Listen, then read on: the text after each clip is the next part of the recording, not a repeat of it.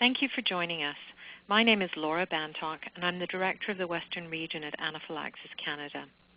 I will be discussing our top 10 tips for managing food allergy in a school setting and providing a reminder of emergency protocol.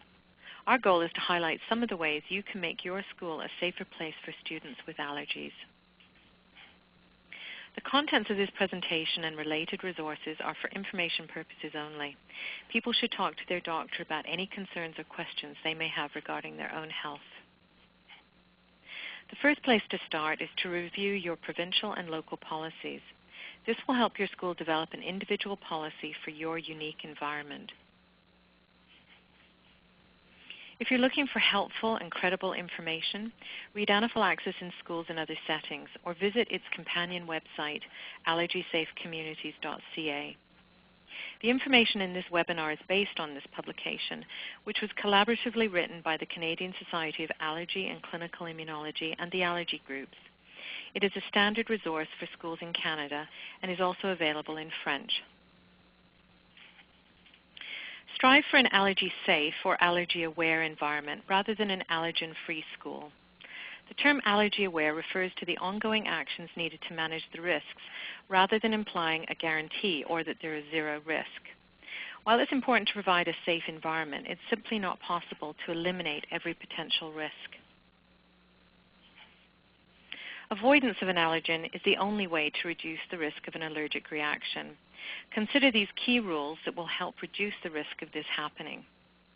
Wash hands before and after eating. Do not share food or utensils. Eat only approved food. Always read the ingredient label. Teach all students about allergies. Avoid food-related prizes. Clean surfaces after eating. And consider restricting food in certain areas.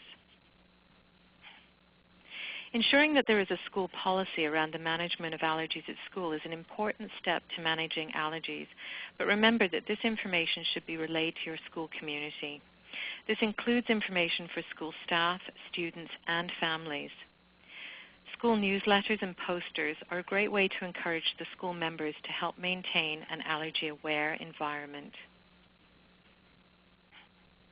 It's important to understand that it can be difficult for parents of children with allergies to leave their child in the care of others. Establish a positive relationship with the student and the parents by being as approachable as possible. Reiterate that your school is working diligently to protect students with allergies, but are open to suggestions from parents.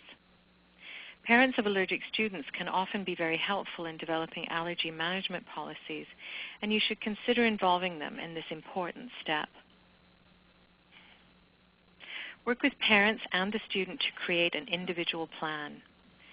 This is a good opportunity to check that all information about the student's allergies have been recorded, that in-date medication has been provided, and that everyone knows where the medication will be stored. Recommendations from Canadian allergists suggest that the allergic student should carry one epinephrine auto-injector with them at all times. Maturity will dictate when students are able to carry epinephrine.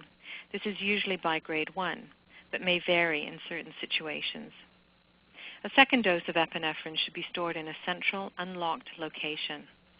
All management information should be shared with the school staff. School staff, parents, and allergic students all play a part in creating a safer environment. For example, students can be responsible for carrying epinephrine when age appropriate, wearing medical alert identification jewelry, taking steps to avoid coming into contact with their allergen, and telling others about their allergy. Parents are responsible for providing up-to-date medical forms with auto-injectors. This is necessary for school staff to identify the allergic child and for staff to be able to administer medication in an emergency situation. School administrators can put in place a process to ensure that these are received for each student and are ready in case of an emergency. This form records important information about a student's allergens, medications supplied, asthma as a secondary diagnosis, and the emergency steps. If a student has both food allergy and asthma, they are at an increased risk of a severe allergic reaction. It is important that staff be aware that presenting symptoms of an allergic reaction might be confusing. Many people don't realize that breathing difficulties are a symptom of anaphylaxis. In this situation, and if a student is having difficulty breathing, administer epinephrine first, followed by their asthma medications. This emergency plan can be downloaded from our website or allergysafecommunities.ca.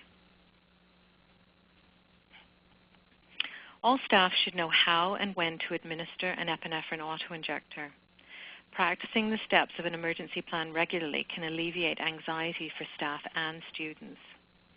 School staff need to feel confident about what steps to take in the case of an emergency. If a student is having a reaction, it's important that staff can recognize the symptoms and make sure that the student is treated immediately with epinephrine. An anaphylactic reaction can involve any of these symptoms, which may appear alone or in any combination. Skin symptoms can include hives, redness, and swelling. Respiratory symptoms can include difficulty breathing, shortness of breath, wheezing, coughing, swallowing, and speaking. Gastrointestinal symptoms can include pain, vomiting, and diarrhea.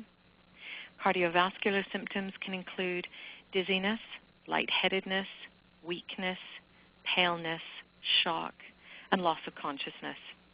Neurological symptoms can include anxiety, headache, and a sense of impending doom. Symptoms can vary from one person to another, and even from one reaction to another in the same person. It's impossible to predict how a reaction will progress or how severe it will be.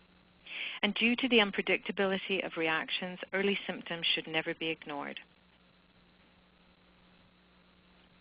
The emergency treatment of anaphylaxis includes these 5 steps. 1. Give epinephrine at the start of a known or suspected allergic reaction in an identified student. 2. Call 911 or local emergency medical services and tell them that someone is having an anaphylactic reaction. 3. Give a second dose of epinephrine in 5 to 15 minutes if the reaction continues or gets worse. 4. Go to the nearest hospital immediately, ideally by ambulance, even if symptoms are mild or have stopped. The reaction could worsen or come back, even after treatment with epinephrine. Stay in the hospital for observation, which is generally about 4 to 6 hours. 5. Call the emergency contact person. Epinephrine is a recommended drug for first-line treatment of anaphylaxis because it helps to reverse the life-threatening symptoms by opening the airways, improving blood pressure, and accelerating the heart rate. There are currently 3 brands of epinephrine autoinjector available in Canada: EpiPen, Twinjet, and Allergy Act. Antihistamines should not be used as first-line treatment for an allergic reaction. This classification of drug has not been proven to stop an anaphylactic reaction. The first epinephrine autoinjector I will talk about is the EpiPen. EpiPen contains a single pre-measured dose of epinephrine. EpiPen comes in 2 strengths and is based on the weight of the individual. To use EpiPen, hold firmly with the orange tip pointing downward. Remove the blue safety cap by pulling straight up. Do not bend or twist. Place and push the orange tip firmly into the mid-outer thigh until you hear a click. Hold on the thigh for several seconds. When the EpiPen is removed, the orange needle cover automatically extends to cover the needle. This means that the needle is never seen or exposed. Allergy Act. Allergy Act provides voice prompts which can help users through the steps of the injection. Allergy Act comes in 2 strengths and is based on the weight of the individual. Pull Allergy Act from the outer case. This will activate the voice instructions. Do not go to the next step until you are ready to use Allergy Act. If you are not ready to use Allergy Act, put it back into the outer case. Pull firmly to remove the red safety guard. The red safety guard is meant to be tight. To reduce the chance of an accidental injection, do not touch the black base of the autoinjector, which is where the needle comes out. Once you pull off the red safety guard, the sterile seal is broken. If you don't use the Allergic device immediately, you should properly dispose of it and obtain a new one. The device cannot be kept for future use once the red guard has been pulled off.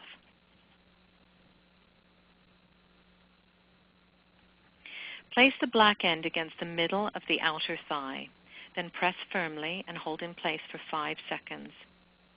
Only inject into the middle of the outer thigh. Do not inject into any other location. Allergic makes a distinct sound, a click and hiss, when you press it against the leg. This is normal and indicates Allergic is working correctly. After using Allergic, call 911 or emergency services. The individual must go to the closest emergency department for further evaluation and treatment. Once Allergic is used, the black case will lock in place. The red safety guard cannot be replaced, and the viewing window will no longer be clear. Replace the outer case and give the used Allergic to the paramedics so that it can be disposed of properly. Twinjet contains 2 pre-measured doses of epinephrine. The first dose is given by autoinjector. The second dose is given manually using a syringe. This syringe is contained inside the device and requires reusing the same needle. Pull off green cap marked number 1 to see a red tip. Pull off green cap marked 2. Place the red tip against the mid-outer thigh. Press down firmly until the device activates. Hold while slowly counting to 10. Remove the device. Check the red end. If the needle is exposed, the dose was received. Twinjet has a second dose of epinephrine inside the barrel. While you're waiting for the ambulance to arrive, you can prepare the second dose. Not everyone will require a repeat dose of epinephrine, and you should only administer this if symptoms get worse or come back. To prepare the second dose, unscrew and remove the red tip. Hold the blue hub at the needle base and remove the syringe from the barrel. Slide the yellow collar off the plunger. Second dose is now ready to use. Insert needle into the mid-outer thigh, about 2 inches from the first injection site or on the other leg. Push the plunger all the way down. If you do not use the second dose, give the syringe to the paramedics to take to the hospital for disposal. When giving epinephrine, have the student sit or lie down. After giving epinephrine, it's important to take these steps. Place the student on their back and raise their legs above heart level on a stool as is seen in the first picture. If they feel sick or are vomiting, place them on their side as shown in the second picture. Do not have them sit up or stand suddenly. It is important to avoid having an individual immediately sit up or stand after receiving epinephrine, as these sudden changes of position may lower their blood pressure, worsen their condition, and could potentially result in a fatality. Remember that practicing for an emergency can significantly reduce anxiety if a real allergic reaction happens at your school. Take steps to ensure that all staff members can identify which students have allergies and what the emergency management plan is. Remember that immediate use of epinephrine and evacuation to hospital are vital steps in any emergency plan. When you are in doubt, give epinephrine. Do not move a child experiencing a reaction. Keep them in the location where the reaction starts and bring emergency personnel to them. It is not okay to have students who are experiencing a reaction walk around the school or out to an ambulance. Practice with a training device. Get in touch with the manufacturers of the 3 autoinjectors on the Canadian market and request that a free training device be sent to you. Make this available to your staff so that they can become familiar with using these devices. And finally, in an emergency situation, remind staff that they have time to review the instructions on the auto-injector. It's important that these devices be used correctly. For more information about management of allergies at school, please visit these websites. Thank you for watching this webinar.